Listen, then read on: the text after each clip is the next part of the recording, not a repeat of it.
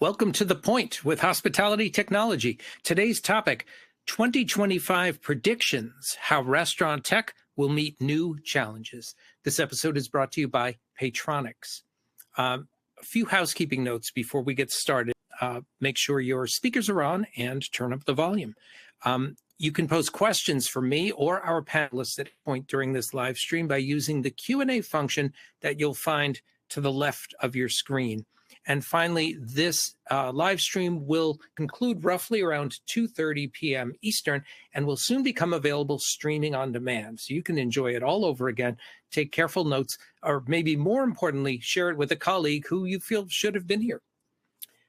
I'm Robert Firpo-Cappiello. I'm editor-in-chief at Hospitality Technology, and we are concluding our 2024 series of The Point with 2025 predictions, how restaurant tech will meet new challenges.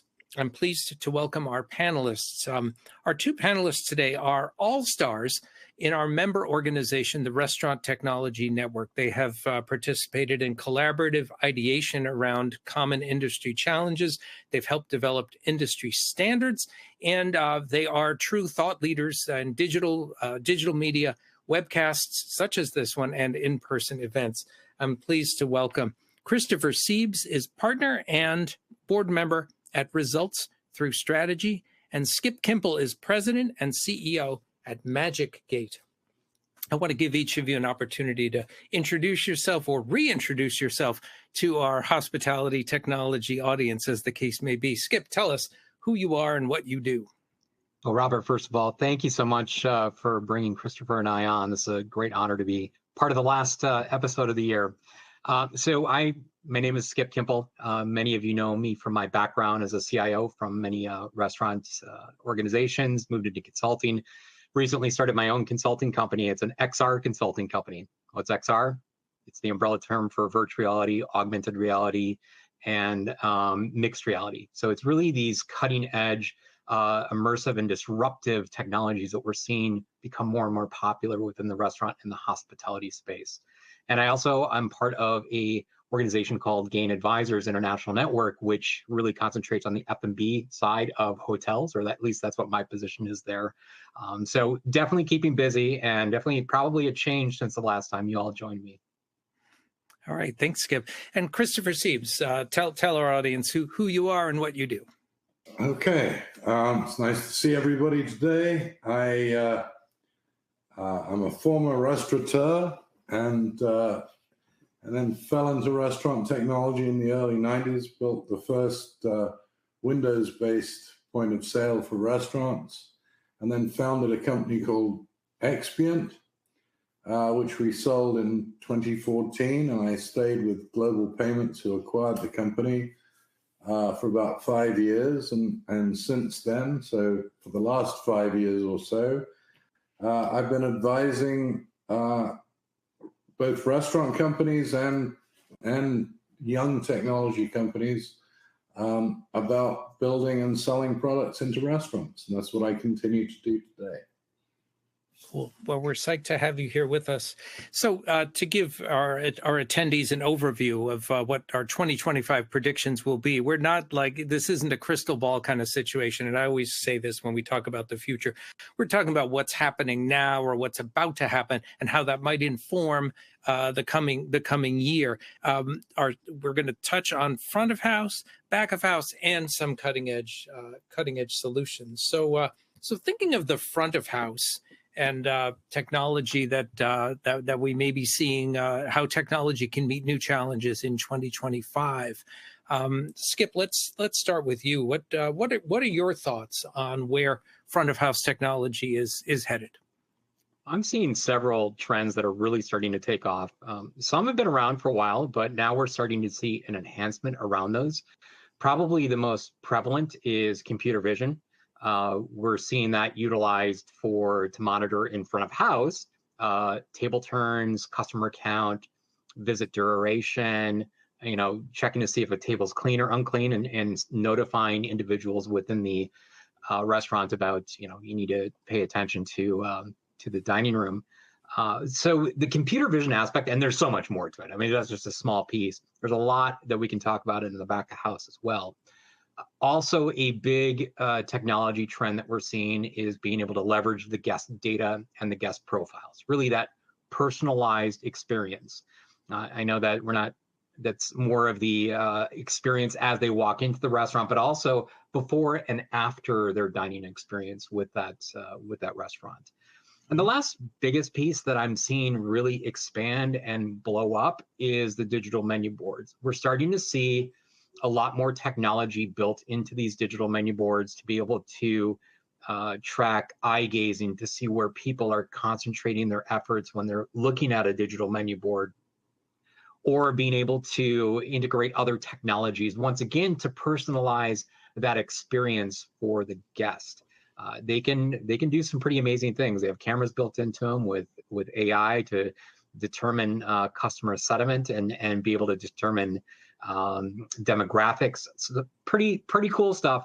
All three of those areas I see being as key milestones or key aspects in regards to continuing to grow those technologies into more powerful tools for the restaurant owners.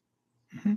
Now, I want to just follow up on the eye gaze, because I'm up on a lot of restaurant technology, but this is the first I'm hearing about eye gaze being used for restaurants. I'm familiar with it. People with paralysis issues can write with their eyes by selecting letters. Are we talking about like a similar technology that the sensors literally know what you're looking at? It does. So it will show you hotspots of what areas of the menu board that people are attracting people's attention. So whether that be, the placement of the menu board, if somebody's trying to determine that, or really menu engineering, that really gives you some very deep insights how your guest is interacting with the experience that you think that you put together. But there might be some areas for improvement based upon that data that you're getting back. I think that technology is not quite far enough along to, if you think about standing in a line, is it the person at the front of the line that's looking at that menu board, or is it the person two back from the front of the line that's looking? And so, if as that technology becomes more developed, it's clear that you'd want to serve up recommendations to the person that's, if you're looking at a particular part of the menu board, maybe that part of the menu expands and provides maybe a more detailed view or a bigger picture. But you have to be able to know who's looking at that menu. Is it the person that's about to order, or is it, if I'm in front of Skip, is Skip the guy looking at that? Because I've done looking at. So like Skip, computer vision is definitely at the front of mind, and as that gets better, I think we'll see. There's lots going on in the back of the house with computer vision, but I do think that in the front of the house, we can do all kinds of things to provide a better customer experience as we implement computer vision. I think voice at the front of the house, whether that's voice in the drive-through, which is finally, although many companies have died on that hill, I think it's finally becoming almost mainstream. And then there's voice, just simply voice answering of the telephone in the front of house, where I don't think there's a restaurant in America that can answer the phone all the time. We don't have enough people in our restaurants, and there's so much of the mundane task of answering questions that people may ask that AI in a conversational way can do really well, and it can take reservations. And then, for more complex questions, it can shell out to a real person, but that's on an exception basis. So I see that becoming more prevalent. And I continue to believe that voice is the next user interface for whether that's for kiosk or for point of sale devices. I don't know that 2025 is the year for that, but it's coming without any doubt.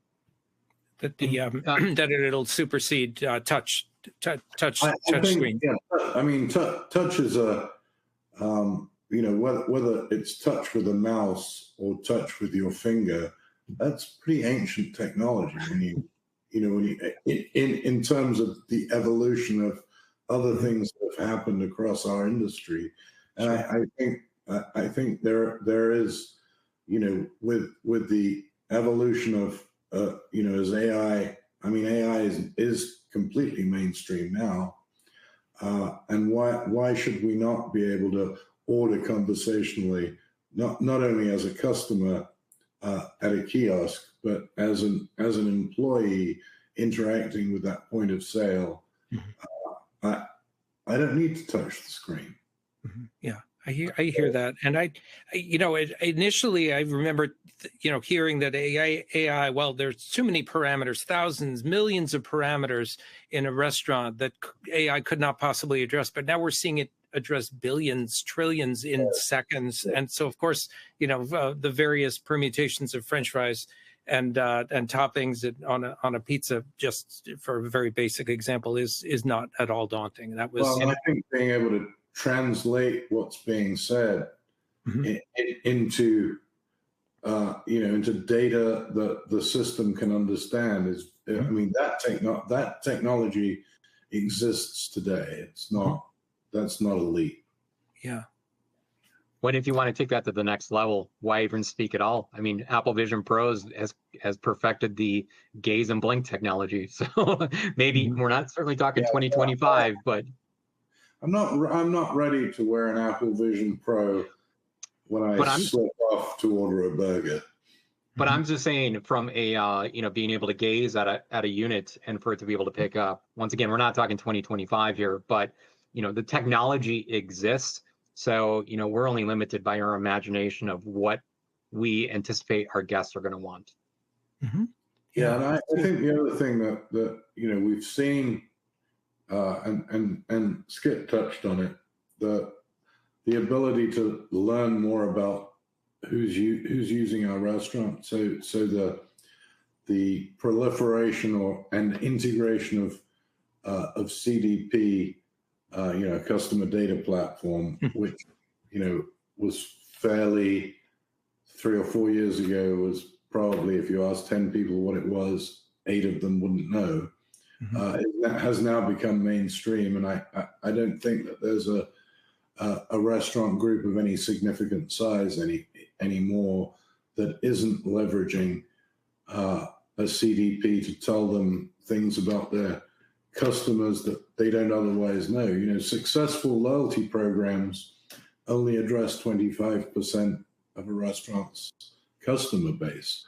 So if you don't use other avenues to learn about the other 75%, I don't think you're well served. So I think we'll see that continue to become to proliferate and become ubiquitous. Well, and I believe that CDP is going to replace the POS. Well, I believe that it kind of already has, but replace POS as being the center of the universe. POS is a transactional engine. A long time, POS was the center of the universe.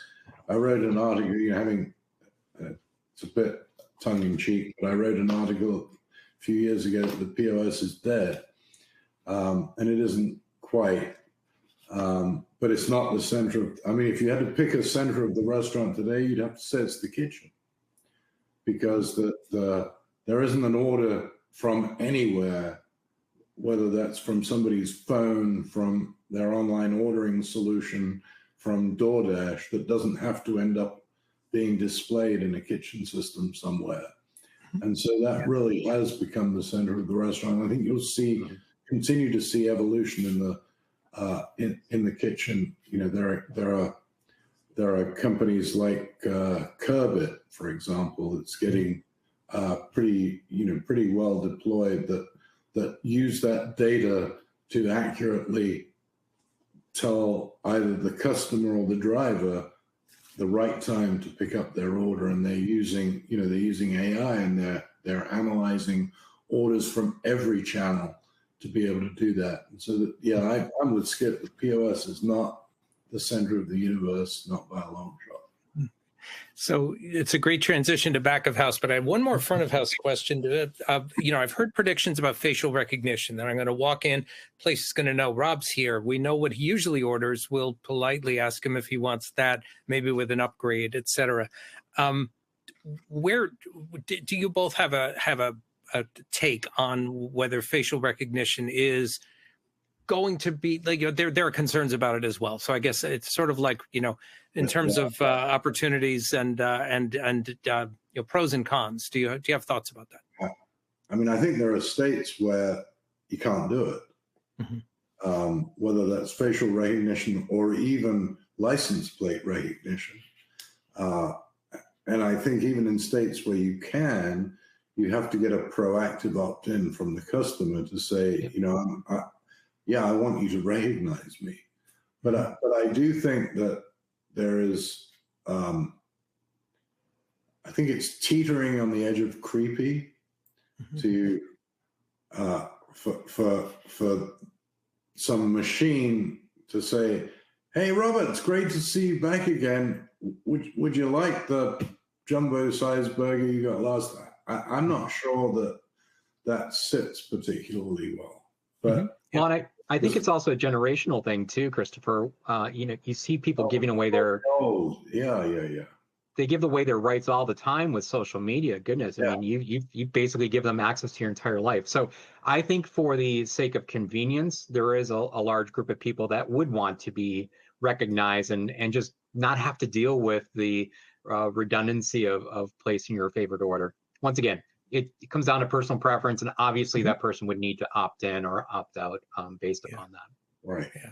Well, thank you both. I think that when you talk about facial recognition, I think there's interesting work being done on analyzing sentiment using facial expressions and then moderating the behavior based. So if you can detect that the customer is not terribly happy, you can get somebody to come talk to that customer and save the experience before. Once they've left your restaurant, it's almost too late to recover. So I do think that there's work being done, and that's not exactly facial recognition, not recognizing you, but it is recognizing when you're happy or less than happy. Yeah, it can even have security benefits in certain environments, especially hotel. You see somebody furious at 1 o'clock in the morning, you can head that off. Yes. Well, this is thank you both for that snapshot of the potential future of the front of house. You brought up kitchen. Let's go to the kitchen. I want to hear more about computer vision because we know that's happening in back of house, but not. Skip, let's start with you. 2025 predictions for back of house. Well, some of the stuff is already being done. It's only going to get better, and I think Christopher is going to basically come on top of my statements and just add on to it. I'm just going to touch on a couple. Creating kitchen efficiencies, quality control, order accuracy, being able to. That's one thing that's being worked on. But can you imagine? Can you imagine before that order leaves the drive-through, there's a camera that's watching to make sure that everything is accurately put in there, notifying that team member if something needs to be corrected? Because back to Christopher's point, once they've left, they've left. Either they're going to come in, return it, and it's going to cost. There's going to be food waste, or they're just going to take it home, be upset, and give you a bad review, or they just don't come back at all. So order accuracy is a big problem that I think computer vision can solve for. I mean, it's solving it now, but not, in my view, not in the right way. So there's, the computer vision's telling you that the right number of items are being packed in the bag, but the computer vision is not currently looking at the station where they're building the hamburger and saying, wait a minute, that order says no lettuce, and there's lettuce on that burger. And that is, the order accuracy and speed are the two things that QSR restaurants live and die by. And the computer vision company that can solve the order accuracy problem is going to own that business, because the brands are crying out for a way to get more accurate orders. So I think there's still work to do there, but I'm with Skip. That's the future without question. Yeah, and to your point, Christopher, really taking it from the start of the order all the way through to completion. And if a company is smart, they can backtrack that and follow that all the way through. It's going to take some effort and some due diligence and obviously some procedural changes. But, once again, if that gets worked out, that's a game changer. Mm-hmm. And what do we think about the potential for robotics? We've seen, we had a fun presentation at Mertech Summit about Miso robotics, and some interesting findings in terms of when they had a job application open that had 0 applicants until they revised it to say you were going to get trained in how to use a robot. And then they got 100 applications. So it's the buzz is out there, but at what is it? Where the rubber hits the road, is it really saving time, saving money? To Christopher's point, accuracy and efficiency. Well, there's no question that it can do a repetitive task accurately. I think a lot of the back of the house robotics, if you look at the automated fry systems, they're a bit unwieldy and a bit large, making it quite difficult to retrofit in restaurants. But I saw one that's not yet on the market that is the size of an existing fryer, a little taller, but completely automated. And I do think that restaurants are it's really not about saving labor, although of course restaurants of course want to control labor. They can't find people, and so I think that's a problem that has to be solved. And I do think that robotics in the right place is going to solve that. I don't want the robotic tray guy coming to my table with my food and expecting me to take off my tray. That just doesn't feel like the right use of robotics. But I think if you look at Chipotle said, we have this repetitive task that people don't really like to do, but we have to do it every day, and we have to clean, a zillion avocados every day. Could we find an automated way of doing that? And they worked with, I can't remember the name of the company, but Miso just bought them. Anyway, it's an automated avocado doohickey. It's a technical term. And that solved a real problem. So I do think that there's going to be robotics. But I don't think we're 2025 is going to see a restaurant with no humans, where all the food is cooked by robots. I don't think that's quite around the corner. Yeah. Well, and your robot example brings up a very interesting piece that either complements or contradicts something we were just talking about, order accuracy. For instance, if a customer comes in and they want their fries extra crispy, can that robot that's making fries separate that specific order and identify that order? And can that translate all the way through to the drive-through? Yeah. So some challenges yet to face and to solve for. But I do believe there is a use case and a place for robotics in the kitchen. And to Christopher's point, it's not going to completely replace everything in the kitchen.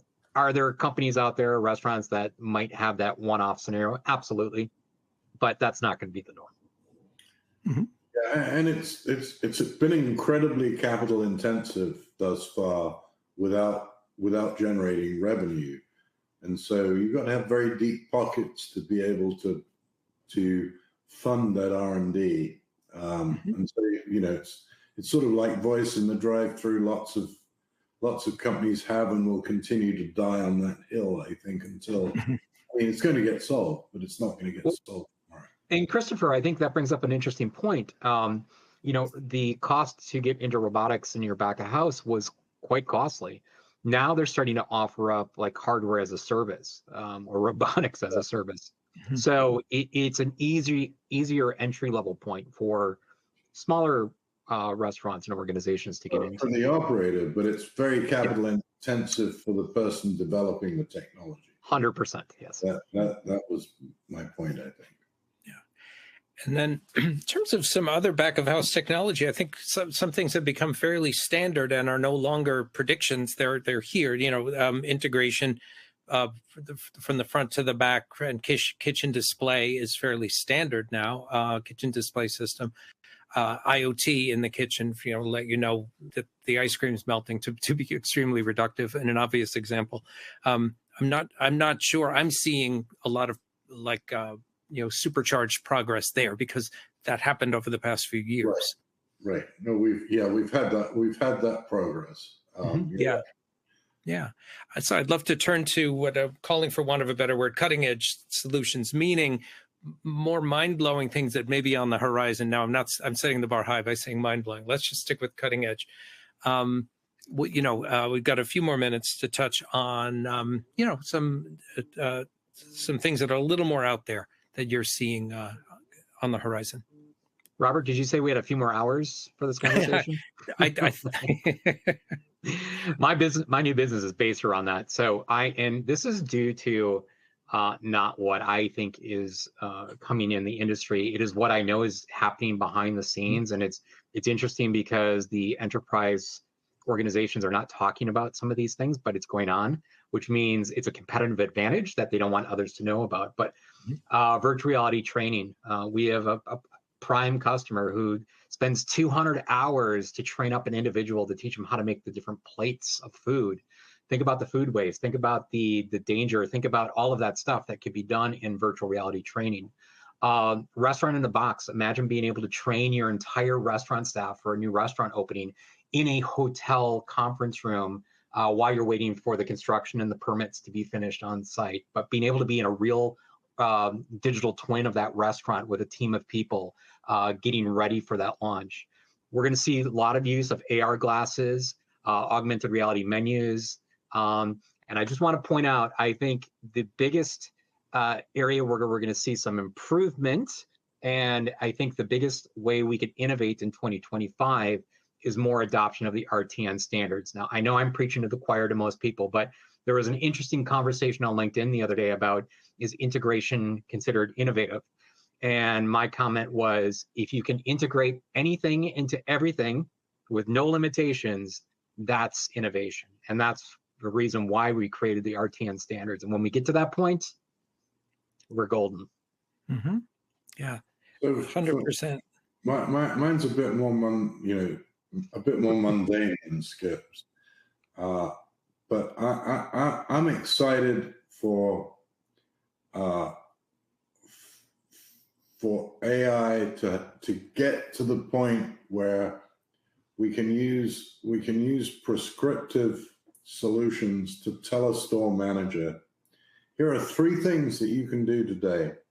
One is going to reduce your cost by $175. One is going to make you $200 more. And the third is going to prevent you from having to do a repair 2 months down the road. And it has to be 3 or 4 things that you tell somebody every day. And we're not there yet, but it has to come. That for me, that, as a former operator, that's a very exciting innovation that I think will help people run better restaurants. Mm-hmm. Well, the data is getting cleaner, and the AI is getting, more targeted and capable. Yeah, that's an exciting idea. I want to give you each the opportunity to make a closing statement to our Hospitality Technology and Restaurant Technology Network audiences. Christopher Sebes, partner and board member at Results Through Strategy. Your closing thoughts. I'm going to echo what Skip said. everybody needs to join RTN. It's an industry group. What we do is for the benefit of both restaurants and suppliers to restaurants. Please join and please adopt our standards so that you can integrate everything with everything, as Skip said. All right, thank you, Christopher. And Skip Kimple, President and CEO of MagicGate, your closing thoughts to our HT and RTN audiences. You know, I think it's important as we move into a new year. There are lots of advancements in technology. I think it's important to keep your eyes open, your mind open, the creativity flowing. I know being a CIO myself, I know how demanding life can be and how hard it is to stay on top of this stuff. So just tapping somebody on the shoulder who's got the finger on the pulse of evolving technology, you know, throwing technology at something isn't always the right solution. You know, sometimes some people think to over-engineer something in their heads. You need that person to be able to say, hey, just take a step back. Would this not be easier to do it XYZ? Maybe it's on paper. You know, I know that sounds ridiculous considering we're all technologists, but you really need somebody next to you that can guide you along the way. Mm-hmm. Well, thank you both so much. Happy to wish our HT and RTN audiences a happy second half of December, whatever combination of holidays that involves, and of course a prosperous new year. And a reminder, this kind of conversation is going to keep going at RTN, and we'll be doing it live at MERTEC, our multi-unit restaurant technology conference in Las Vegas, March 10th, 11th, and 12th of 2025. Christopher and Skip, thank you so much. Thank you, Robert. Thank you, Robert.